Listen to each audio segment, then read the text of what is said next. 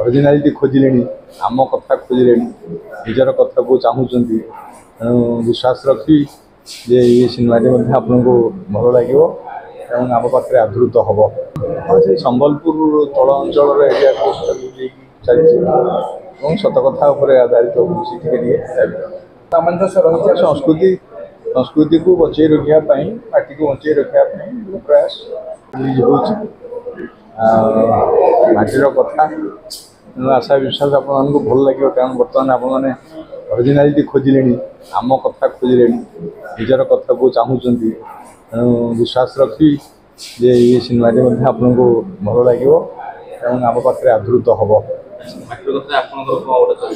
ମୁଁ ସେଥିରେ ଗୋଟେ ସାମ୍ବାଦିକ ଚରିତ୍ର କରୁଛି ଯେ ଗପଟିକୁ ଯୋଡ଼ି ସାରୁଛି।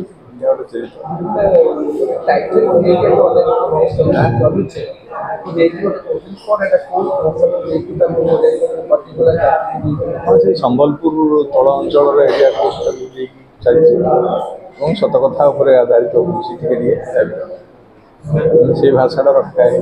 ସମସ୍ତେ ସେ ଭାଷା କହୁଛନ୍ତି ତାହା ନୁହଁ, ଯିଏ ବାହାରକୁ ଯାଇଛନ୍ତି ସେମାନେ ଓଡ଼ିଆ କଥା କହୁଛନ୍ତି।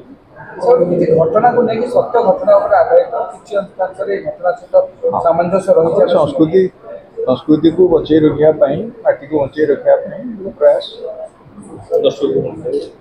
ଦର୍ଶକଙ୍କୁ ତ ଅନୁରୋଧ କରିସାରିଲିଣି, ତଥାପି ଆଉ ଥରେ ଅନୁରୋଧ କରୁଛି ଯେ ମାଟିର କଥା ଯେତେବେଳେ ଆପଣମାନଙ୍କ ମନ ମାଟି ଆଡ଼କୁ ଆସୁ ରିଲିଜ୍ ହେଉଛି। ମାଟିର କଥା ତେଣୁ ଆଶା ବିଶ୍ୱାସ ଆପଣମାନଙ୍କୁ ଭଲ ଲାଗିବ, କାରଣ ବର୍ତ୍ତମାନ ଆପଣମାନେ ଅରିଜିନାଲିଟି ଖୋଜିଲେଣି, ଆମ କଥା ଖୋଜିଲେଣି, ନିଜର କଥାକୁ ଚାହୁଁଛନ୍ତି। ତେଣୁ ବିଶ୍ୱାସ ରଖି ଯେ ଏ ସିନେମାଟି ମଧ୍ୟ ଆପଣଙ୍କୁ ଭଲ ଲାଗିବ ଏବଂ ଆମ ପାଖରେ ଆଦୃତ ହେବ। ମୁଁ ସେଥିରେ ଗୋଟେ ସାମ୍ବାଦିକ ଚରିତ୍ର କରୁଛି ଯେ ଗପଟିକୁ ଯୋଡ଼ି ସାରୁଛି।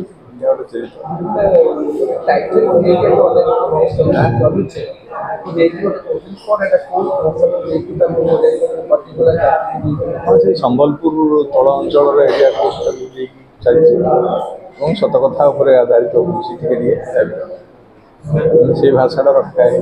ସମସ୍ତେ ସେ ଭାଷା କହୁଛନ୍ତି ତାହା ନୁହଁ, ଯିଏ ବାହାରକୁ ଯାଇଛନ୍ତି ସେମାନେ ଓଡ଼ିଆ କଥା କହୁଛନ୍ତି। କିଛି ଘଟଣାକୁ ନେଇକି ସତ୍ୟ ଘଟଣା ଉପରେ ଆଧାରିତ କିଛି ଅଂଶରେ ଘଟଣା ସହିତ ସାମଞ୍ଜସ୍ୟ ରହିଛି। ସଂସ୍କୃତିକୁ ବଞ୍ଚେଇ ରଖିବା ପାଇଁ, ମାଟିକୁ ବଞ୍ଚେଇ ରଖିବା ପାଇଁ ପ୍ରୟାସ